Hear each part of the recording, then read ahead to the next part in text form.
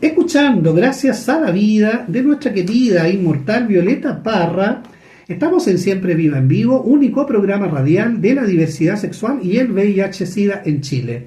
Esta noche es una noche muy sensible, muy importante, emblemática también, porque mañana es 19 de mayo, recuerda el Candlelight Memorial, en homenaje a todas las personas que han fallecido a causa del SIDA.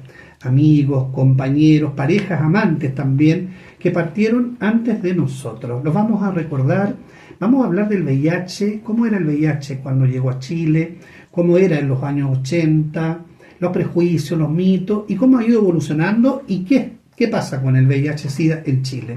Por eso tenemos a dos estupendas invitadas, queridas amigas que las conozco hace muchos años, hemos compartido, complicitado también en esta lucha.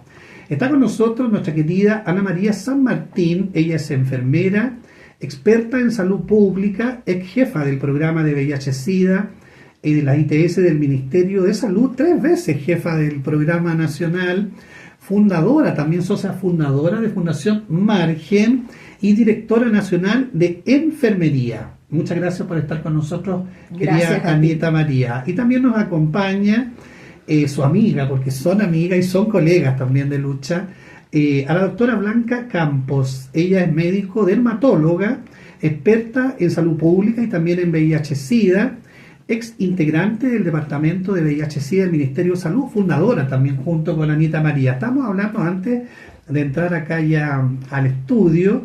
El virus, el primer caso de virus de VIH apareció en el año 84 y se empieza ya a saber más, 85, 86, y el año 87 entra a trabajar en el Ministerio de Salud Ana María San Martín, y el año 88 la doctora Campos. Bienvenida, queridas amigas, gracias, chiquillas, como digo yo, gracias, por acompañarnos en este programa tan especial. ¿Qué les parece estar en un programa de diversidad sexual y de VIH-Sida, Anita? Hoy a mí me parece de nuevo estar en casa, porque mi trabajo y mi lucha de años en el Ministerio de Salud, 36 años, ha sido principalmente abrir camino para la prevención y el control del VIH-Sida y las ITS, pero también para abrir camino hacia la diversidad sexual.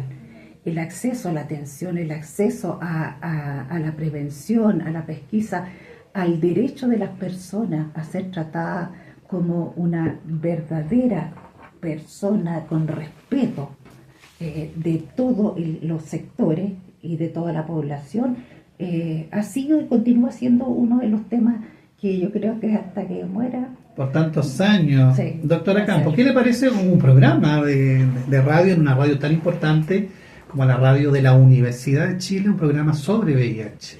Para mí es emocionante, porque son recuerdos, son años de un trabajo donde tuvimos, como dice Anita, que derribar barreras de prejuicio, introducir a la población general el hecho de que hay personas, ¿cierto?, que merecían todo nuestro respeto. La diversidad sexual era algo que no se hablaba. Hablar de homosexualidad era casi un pecado, sobre todo para las familias que habían sido criadas de forma tan conservadora. Ya aprendimos a conocer el lado duro, el lado humano, la pena, el dolor de una enfermedad que fue desconocida al comienzo. No se sabía qué lo causaba, no se sabía cómo se transmitía, hasta que se empezó un poco a saber de esta infección. Y luchar contra los prejuicios fue, yo creo, lo más duro. Lo más duro fue luchar contra los prejuicios y acercar a la gente joven. O sea, como madre, que yo tenía los hijos en esa época, eran 8 años, mi niña y mi niño, en un momento, por ejemplo, que me decía mi hija, que en el año 88 ya tenía 11 o 12 años, de cómo le podíamos explicar, sabía lo que la mamá estaba haciendo, pero cómo le hablamos a mis compañeros y mis compañeras, mamá, ¿qué es un preservativo? ¿Qué es eso? Era escandaloso.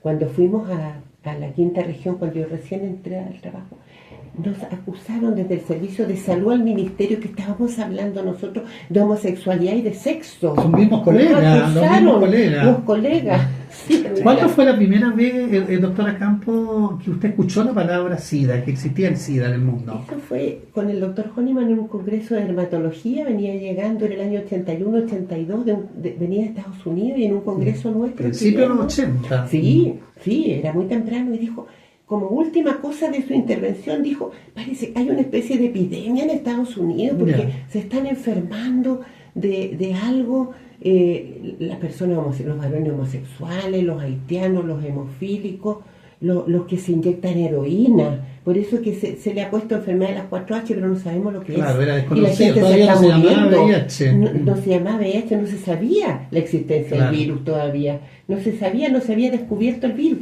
Pero a la gente le bajan las defensas y se muere. Y como afecta a estos grupos, haitianos, hemofílicos, varones homosexuales y heroinómanos que se inyectaban droga, le pusieron enfermedad a las 4, pero no sabemos nada de eso. Eso fue lo primero. Después, una de las primeras acciones, Anita María San Martín, ustedes se hicieron cargo en el año 87, crearon este programa.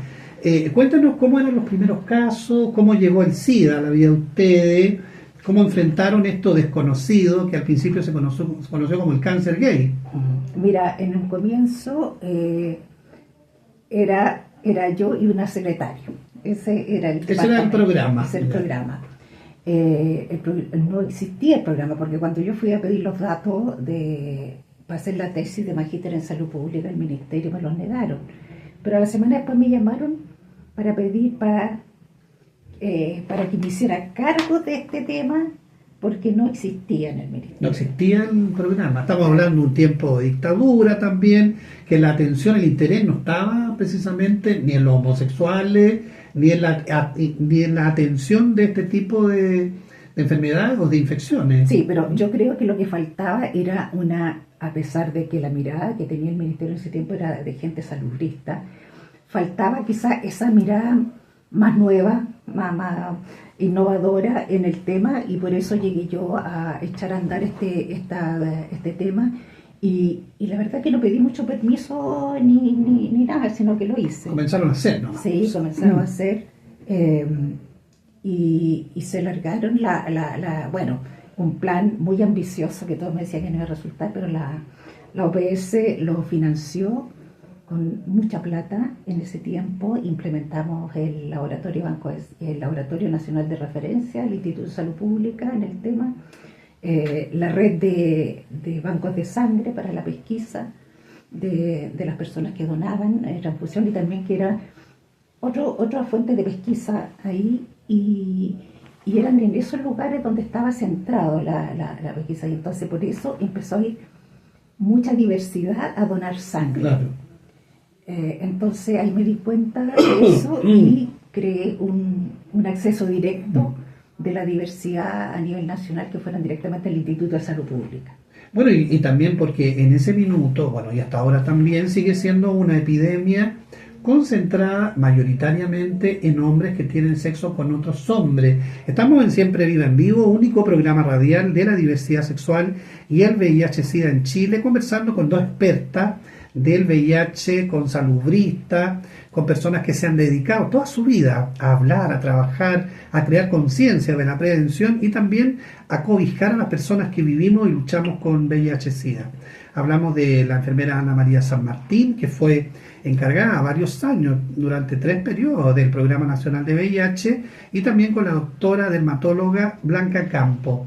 ¿Cómo eran los primeros casos, llamemos casos, personas, las primeras personas que ustedes conocían y que vivían, que luchaban, digamos, más bien sobrevivían con VIH-Sida en un tiempo en que no habían terapia, en un tiempo donde el SIDA era la muerte?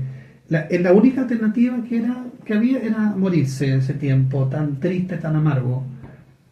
Doctora del Campo. Muy trágico en realidad, muy triste para las personas que se enfermaban, y porque como no se conocían bien las vías de contagio, las personas eran aisladas, eran aisladas absolutamente, tanto en lo médico como en lo social. Las familias también. La familia, la atención médica, no se sabía siquiera si entregarles la comida a los pacientes podía ser peligroso. Entonces fue un periodo para estas personas de ostracismo y de sufrimiento. Y ahí uno empezó entonces a saber, a comprender y a empatizar con personas que no tenían otra posibilidad. Era un tremendo desafío médico el no saber de qué se trataba, ni cómo se contagiaba. Entonces fue un aprendizaje también para uno. Uno como médico aprende a no dejarse sobrepasar por las tragedias humanas, ¿no es verdad? Porque si no, uno lloraría, sufriría por cada enfermo. Pero esta enfermedad realmente fue impactante para los equipos de salud, sinceramente.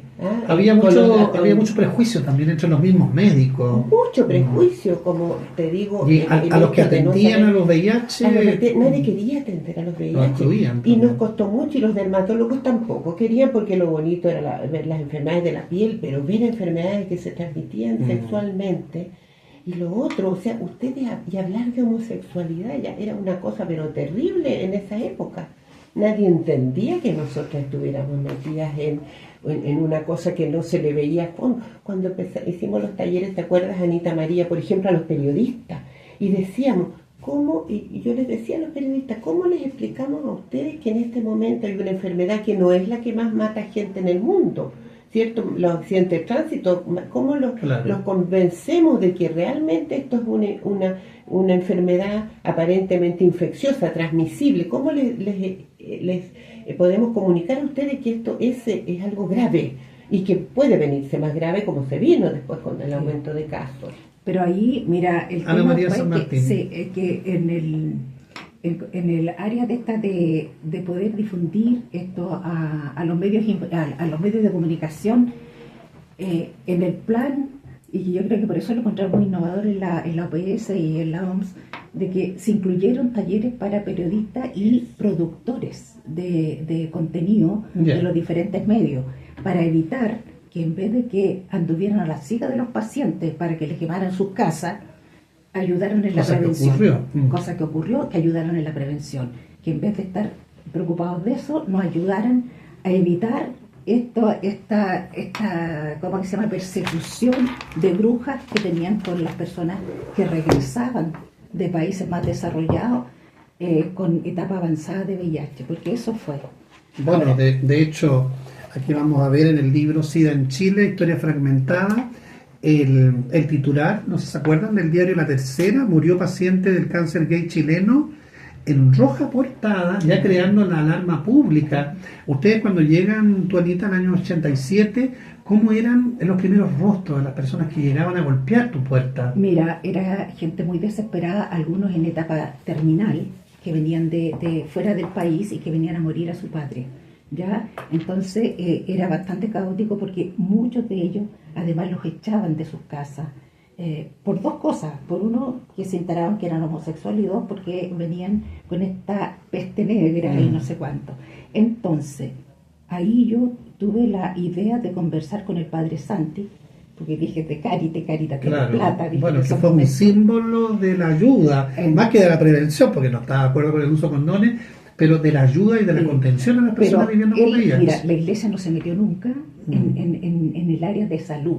Ellos hablaban desde la espiritualidad, claro, y era la ayuda humana. Entonces se armó la casa y yo refería de todo el país a las personas que echaban de sus casas donde el padre Santi. Y por otro lado estaba Monseñor Baeza con las trabajadoras sexuales. Sí.